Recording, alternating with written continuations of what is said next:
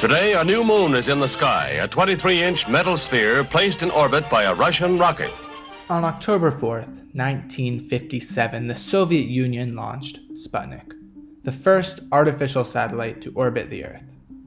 This beeping sphere shocked Americans into realizing they were falling behind in science and technology, and triggered one of the greatest periods of scientific investment in the nation's history.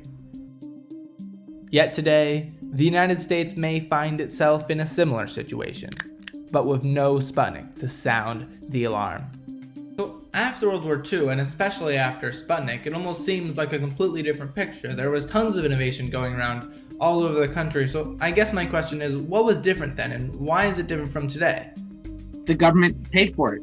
And if you look at all the innovation we associate with decades after World War II, all had its basis in government funding, from digital computing to new pharmaceuticals to aircrafts to satellites to everything. It all had a basis in public funding. The nicotine patch that has helped millions of people quit smoking came from federally funded research at UCLA. Augmented reality, military training from federally funded research at USC. The mission alignment in cooperation of three actors, the federal government, higher education institutions, and the private sector, have historically made the U.S. research landscape the most productive and admired in the world. When groundbreaking research comes to mind, we often think of prestigious universities and innovative companies, but much of the funding behind those discoveries comes from the government.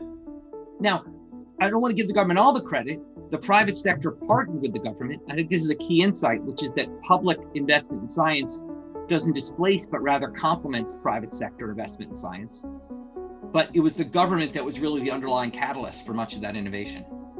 But despite the nation's previous innovation, the United States may find itself the technological underdog in the coming years. Increasingly, the United States is seen globally as an important leader rather than the uncontested leader. Yeah, if you don't have both a renewed level of investment, but also sort of a reform of the modes and approaches that we use to fund research and development, that the U.S. really could be placed at a significant disadvantage economically, as well as kind of more broadly, when it comes to maybe some national security issues and things like that. Since the technological boom of the 1960s, federal research funding as a percentage of GDP has continually decreased. I think the pace of innovation is slowing, and it's a problem. Basically, there's research that shows essentially the cost of new discoveries is rising. So essentially, we need to invest more in making new discoveries. The pace of innovation is slowing because we're not committing enough to innovation. There was a lot of caution about, it's not just dollars, right? It's how those dollars are, deployed, allocated, how things are incentivized, whether you can, use dollars to take big risks, but when you use dollars to take big risks, you have a lot of failure. And then, maybe eventually you have, something that is transformative. It's not that there's not new ideas out there. There's plenty of new ideas. We developed a vaccine for COVID using a technology that didn't exist a year ago.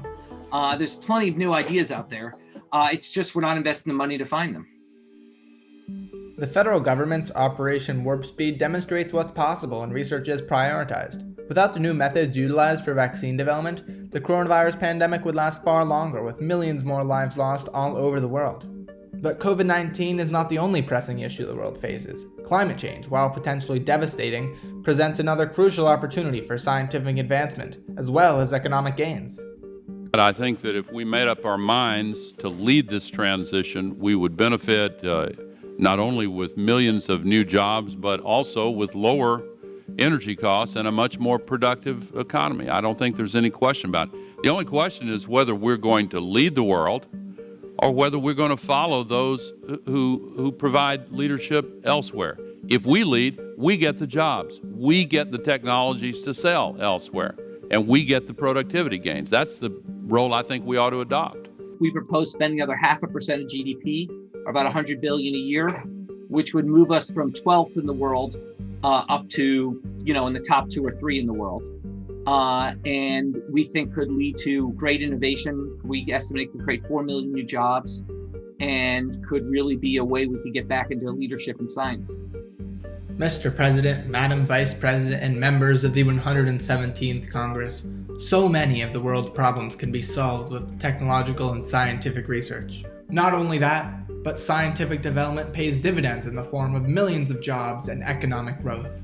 If we continue to wait for the next Sputnik crisis, Americans may find themselves sidelined and missing out on the benefits of future innovation.